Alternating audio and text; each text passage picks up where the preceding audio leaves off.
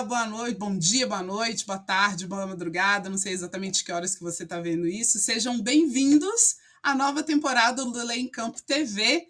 Meu nome é Fernanda e a gente vai usar esse espacinho para falar um pouquinho sobre direito desportivo, sobre os temas relacionados ao esporte, à lei no esporte, de uma forma mais leve, de uma forma mais contraída. É a nossa forma de, enfim, contribuir para essas discussões que são importantes na nossa área.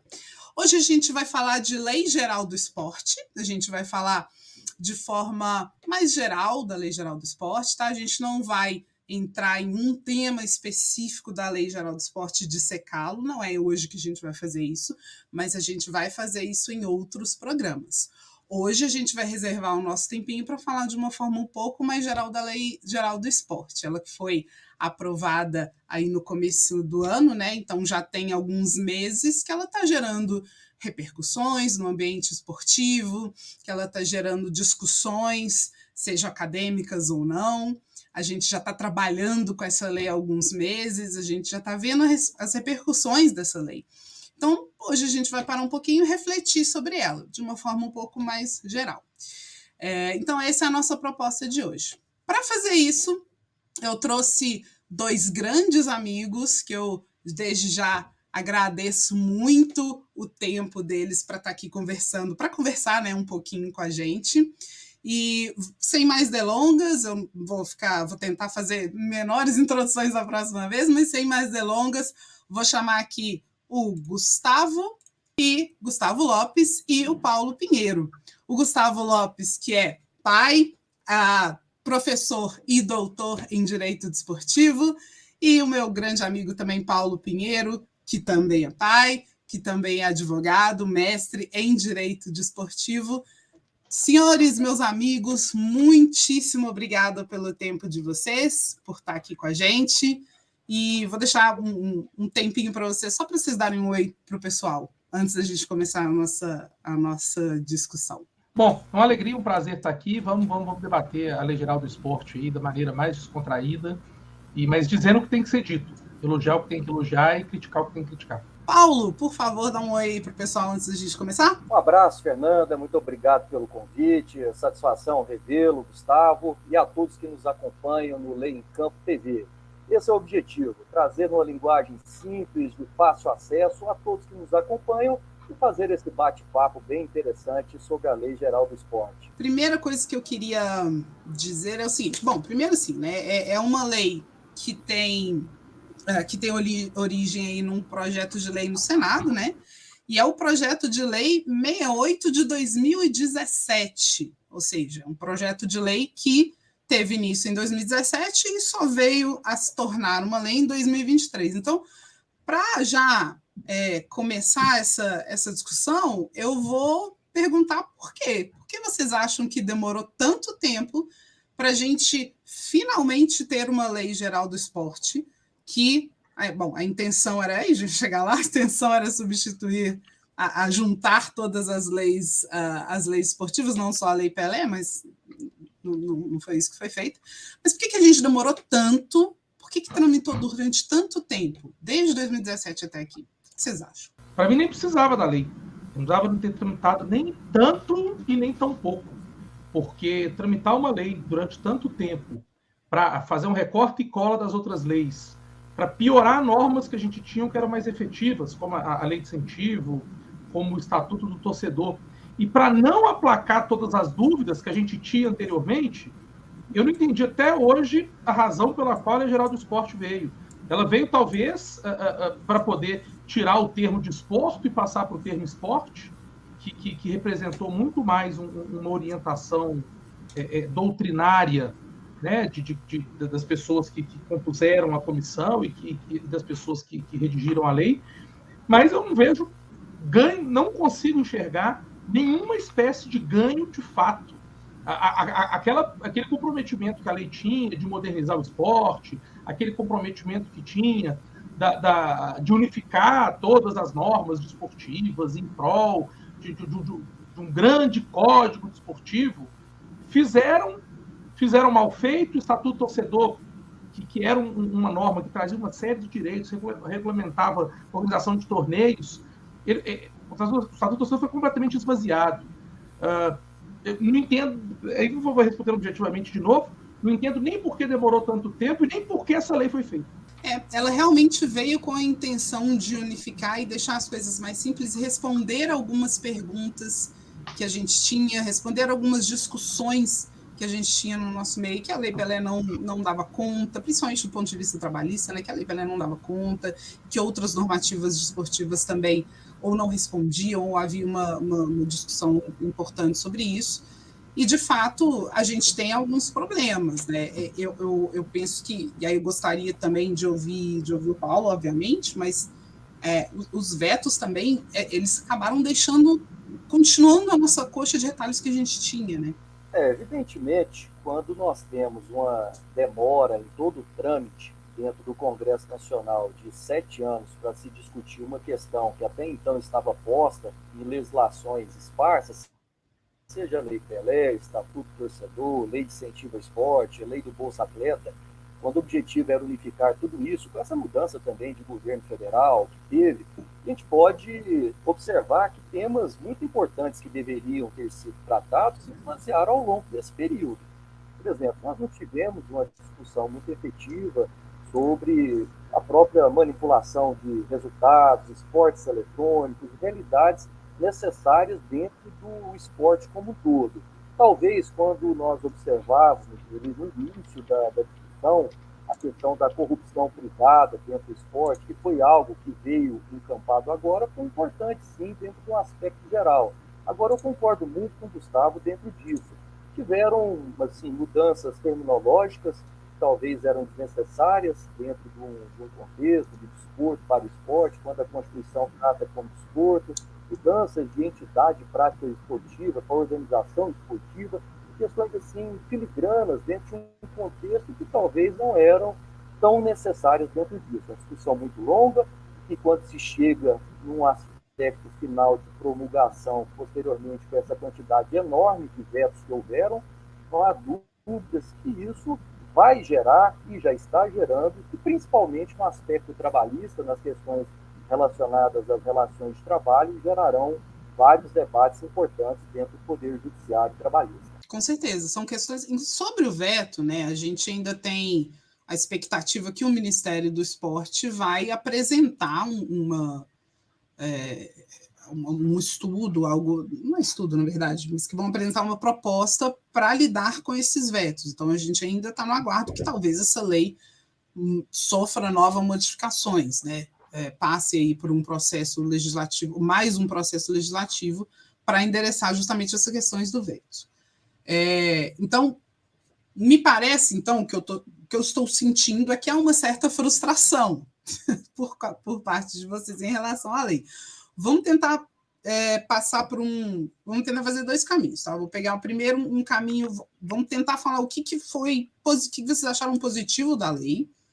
A lei fala sobre isso, finalmente, a gente vinha discutindo, e isso agora está positivado. Depois a gente vai falar o que vocês entendem que é negativo, algumas coisas que vocês entendem que é negativo, e que isso precisa ser endereçado pelo Ministério do Esporte, por uma proposta do Ministério do Esporte, para que isso seja discutido no Congresso Nacional novamente. Vamos tentar falar um pouquinho sobre o que vocês entendem que foi de positivo. Um exemplo, um aspecto da lei que vocês entendem que foi positivo, que resolveu alguma pendência jurisprudencial? A definição do trabalho noturno do atleta foi um ganho, porque agora não tem mais a discussão se existe adicional noturno, se não existe, que horas que começa o trabalho noturno do atleta, que horas que acaba. Então, esse foi um ponto positivo, que era uma discussão jurisprudencial e doutrinária que se tinha e que agora foi sanada. Para mim, se eu for pegar ali um ponto que a lei vem e fala assim, opa, que isso aqui eu vou resolver. Tem discussão aí na jurisprudência, isso eu vou resolver. Isso, para mim, ficou resolvido. Há outros pontos que a lei traz também da jurisprudência, mas pontos que já estavam, de certa forma, sedimentados ali, a questão de verbos de natureza civil, contrato de imagem e tal. Isso já estava mais ou menos sedimentado e até a lei Pelé tinha sido alterada para consertar. A própria lei do mandante também, né, já estava tranquila, já era um entendimento sossegado. Para mim, o grande ganho que ela traz de novidade que justificasse uma alteração, que eu faria como alteração na Lei Pelé e não como uma lei nova, para mim, foi esse ponto.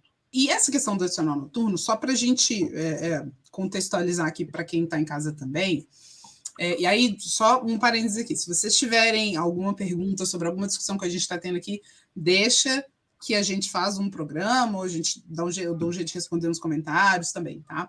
Como a gente está gravando, isso não é ao vivo, é possível que tenha alguma dúvida e a gente vai esclarecendo aí ao longo do tempo. Então, não se preocupe. É legal falar, Fernanda, desculpa, e a gente esquece que às vezes a gente não está ao vivo, alguém pode me perguntar. O adicional noturno ficou estabelecido que é depois de 23h59.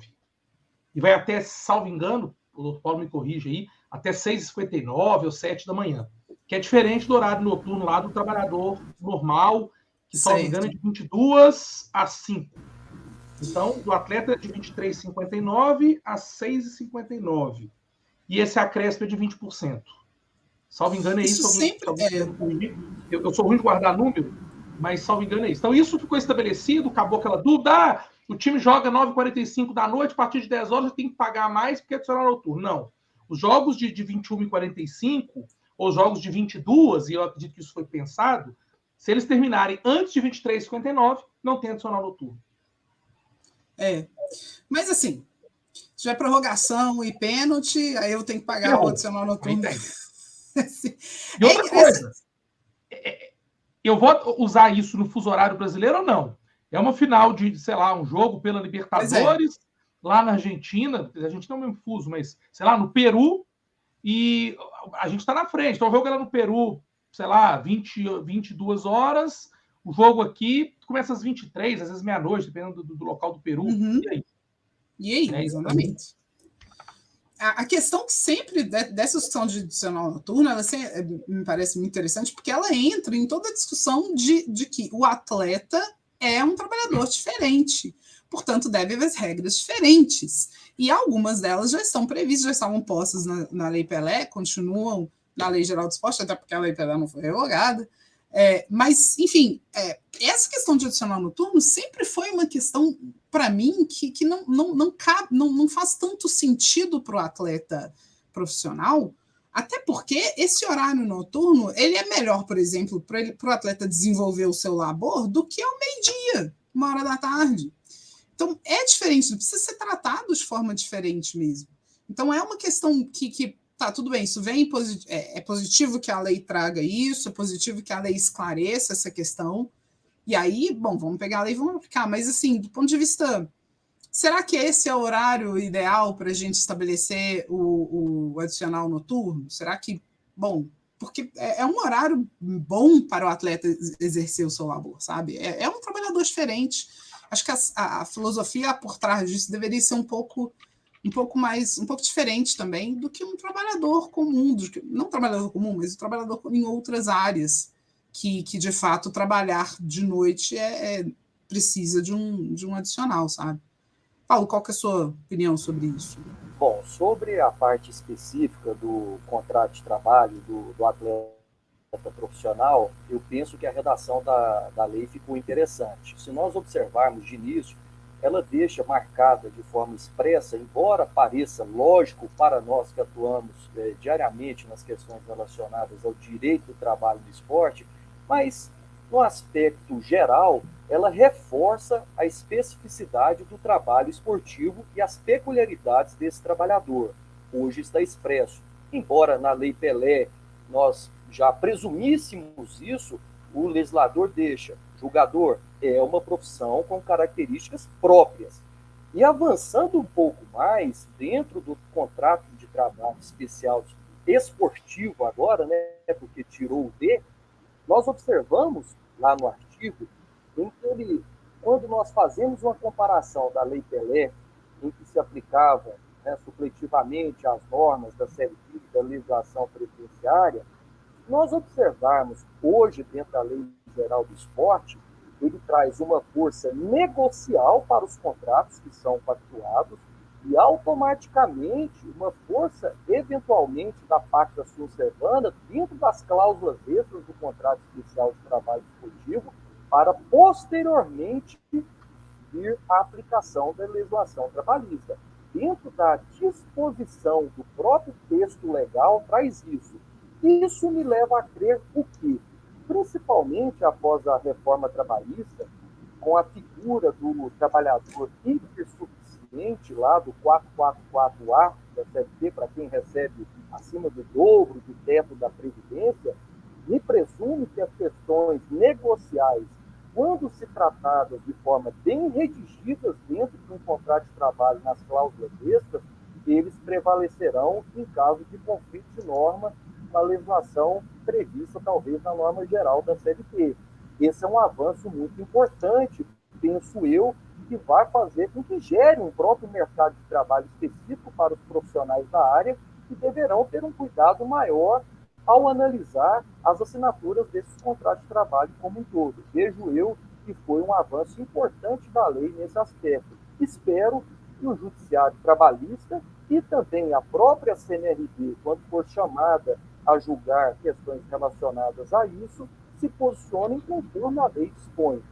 Um outro ponto específico dentro disso, penso eu que a lei dentro do teto foi ruim para a questão esportiva, foi que em novembro do ano passado, o TST julgou que, mesmo havendo cláusula compromissória para a CNRB, olha que perigo isso, mesmo havendo cláusula compromissória para a CNRB, é permitido com que o atleta profissional litigue na Justiça do Trabalho, mesmo com essa previsão expressa, atleta recebendo o dobro do teto da Previdência. Por quê?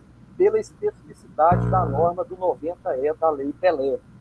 E houve o veto nessa parte, dentro da Lei Geral do Esporte. Vejo eu que aí nós teremos que fazer toda a análise como um todo. Olha, se a cláusula extra ela antecede essa questão relativa à própria aplicação da legislação trabalhista, o atleta bem representado, recebe dentro desses critérios objetivos, não poderia, por exemplo, optar dentro disso, dessa cláusula compromissória, pelo entendimento do TST de novembro do ano passado? Não. Veremos agora, após a edição da nova Lei Geral do Esporte. Penso eu que esse vai ser um ponto imprescindível e que vai gerar muitos debates dentro do judiciário. Isso é muito importante. É muito importante a gente ter um mecanismo de solução de controvérsia sólido e que ele tenha uma estabilidade suficiente para que, de fato, as decisões tomadas por esse mecanismo de solução de controvérsias privado sejam respeitadas, não sejam questionadas novamente na Justiça do Trabalho ou em outro, a depender, né, da matéria julgada, na justiça comum, né, fora da Justiça do Trabalho. A gente vê casos, né, casos muito, muito famosos sendo rediscutidos. Então, você tem uma decisão na CNRD, e aí você rediscute essa decisão na Justiça do Trabalho, vai discutir competência, enfim, e aí vai postergando a execução de uma decisão que já foi tomada, cujo mérito já foi discutido, enfim. Isso realmente é um atraso absurdo e que bom, isso é um avanço muito positivo da lei nesse sentido. Estou plenamente de acordo, Paulo. A gente precisa, de alguma forma, buscar uma modernização das formas de resolução de conflitos, né, de solução de conflitos, envolvendo questões específicas.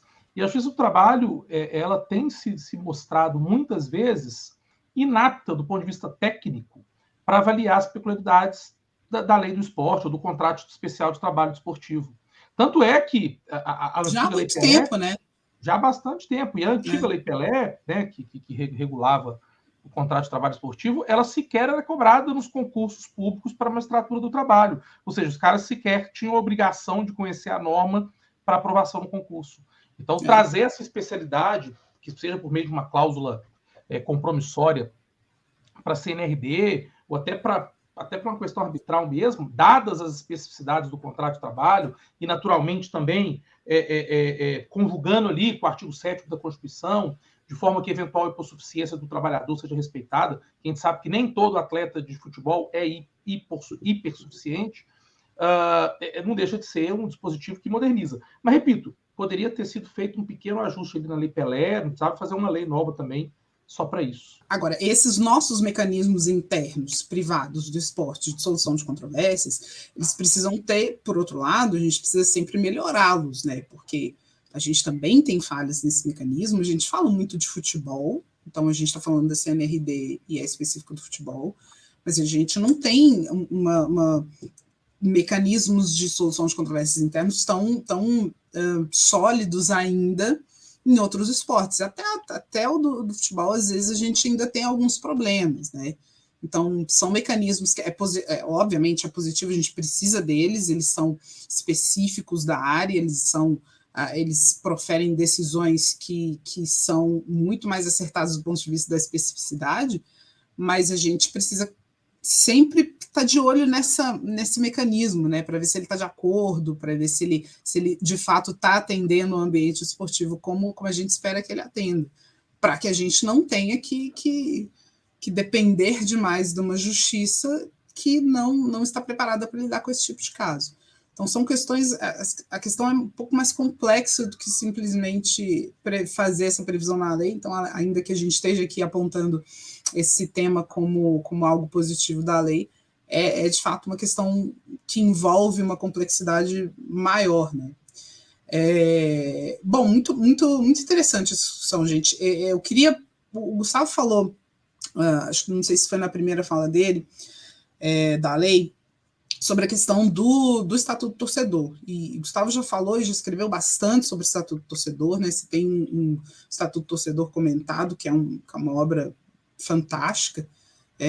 E eu, inclusive, assim, eu conheci o Gustavo, não foi quando a gente se conheceu, mas assim, foi um dos primeiros contatos da minha vida que eu tive com o Gustavo, quando ele foi me dar aula de Estatuto do Torcedor. Então, eu estou falando sobre isso com a pessoa certa.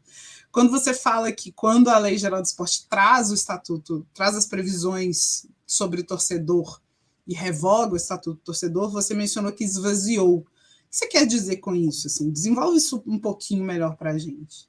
O Estatuto do Torcedor, tal como concebido, ele veio num movimento de uma evolução, na verdade, dos direitos fundamentais e eleva o torcedor, que é um termo, uma terminologia exclusivamente brasileira, né?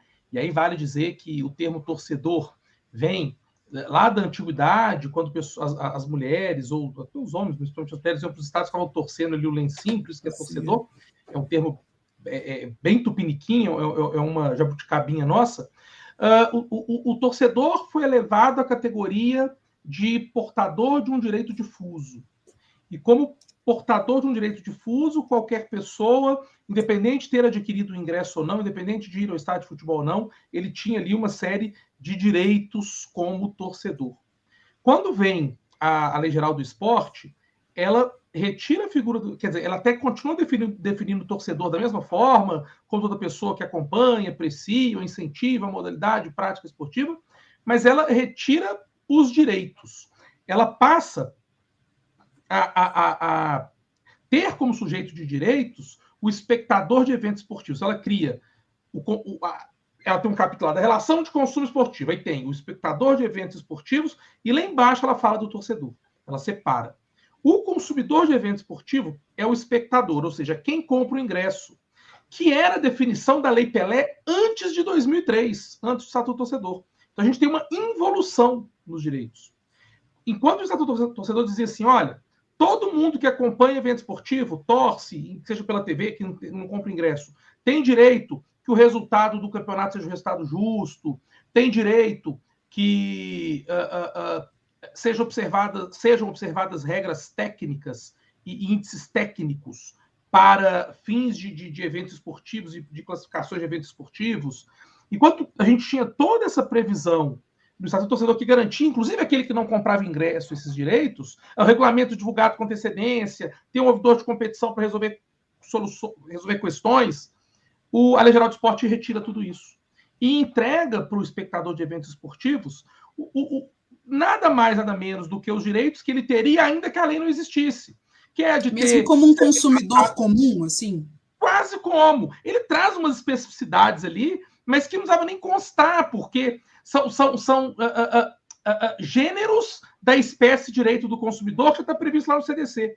Aí fala, o torcedor tem direito a alimento de qualidade, a preço justo no estádio. O torcedor tem direito a um transporte digno, ainda que ele pague por ele. Isso é mais do mesmo, né? Aí vem para tratar da violência, deve ser elaborado um plano de ação, um projeto para que os jogos de risco sejam policiados e tenham segurança. Isso está na lei nova também, que já tinha no Estatuto do Torcedor. Quer dizer, o meu primeiro livro foi Estatuto do Torcedor, a evolução dos direitos do consumidor do esporte, e eu estou aqui já começando a trabalhar na Lei Geral do Esporte, a involução dos direitos do consumidor do esporte. Eu quero mostrar esse processo que ele foi e agora ele está voltando. A gente voltou ao que a gente era há 20 anos atrás. Foi uma involução de 20 anos.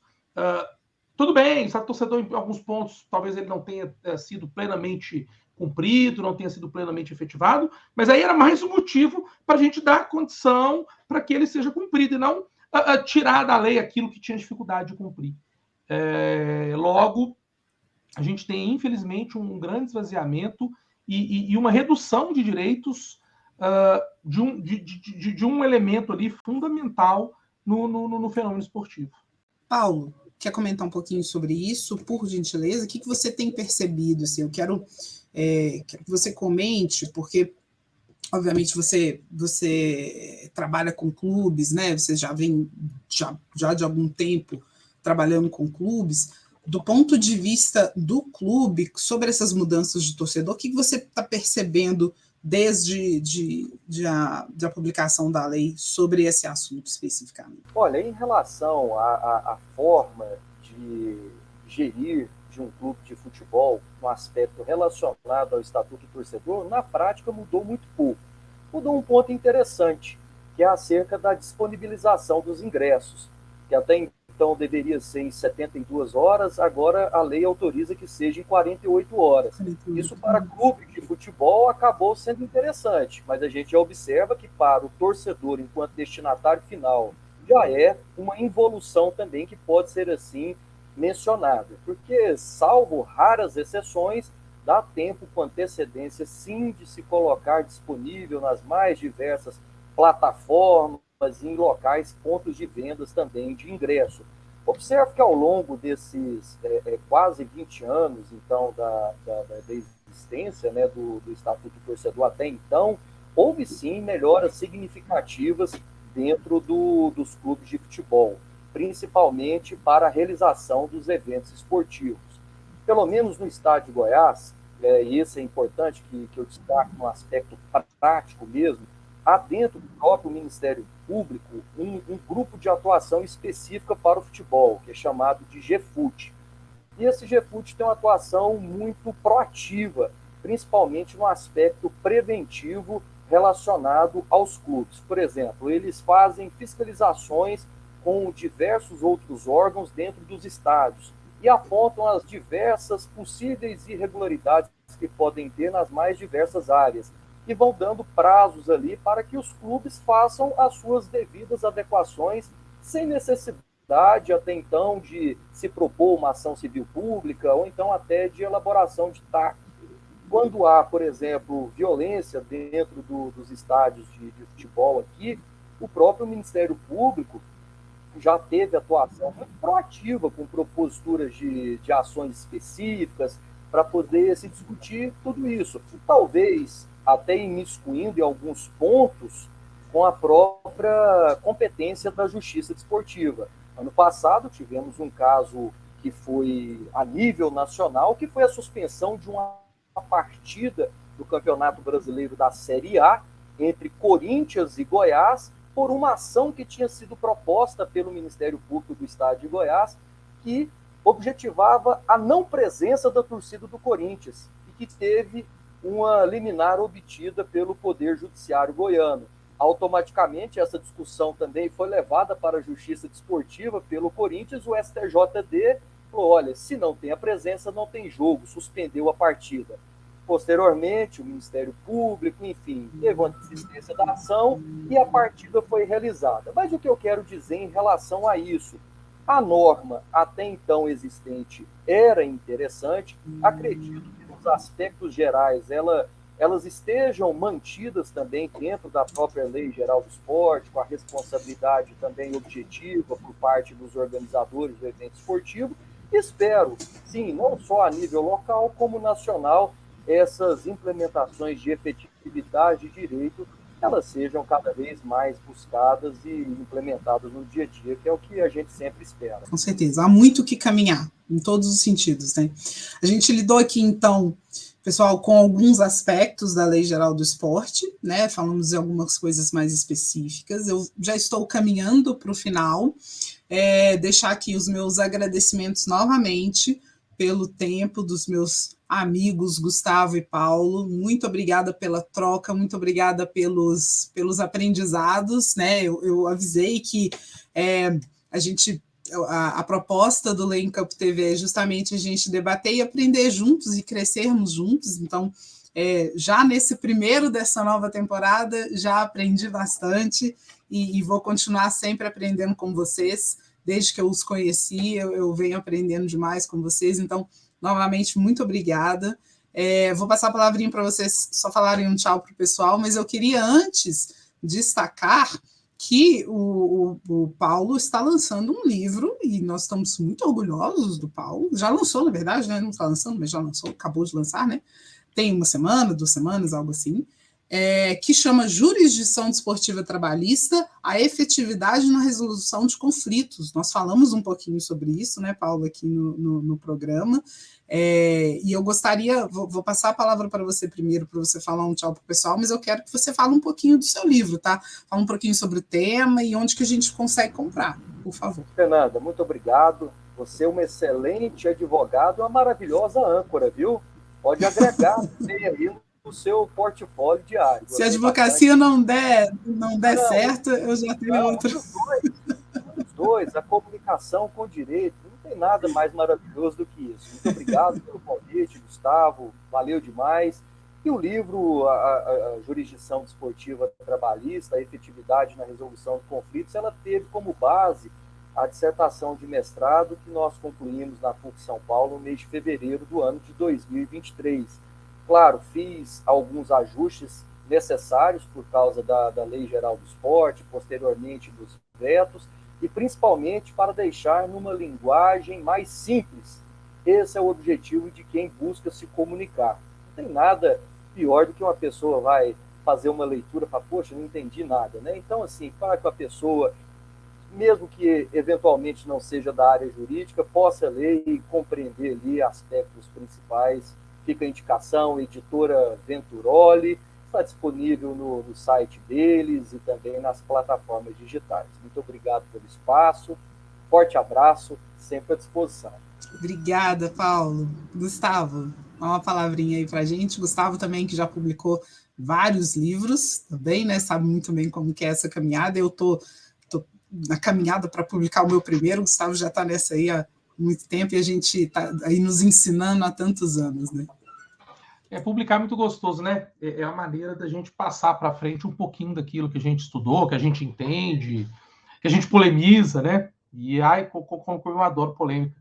Agradecer o espaço, parabenizar a Fernanda. Eu tenho certeza que essa nova temporada do Lei Campo, aliás, eu adoro o Andrei, achei ele um gato, um pão, e eu tenho certeza que essa nova temporada da TV Lei Campo vai render grandes frutos, e que esse será, como disse o Paulo, e o Paulo tem um vozeirão, é difícil competir com ele, e que a Fernanda, nessa caminhada de apresentadora aí, eu sei não, estou achando que nós vamos perder uma grande advogada do direito esportivo.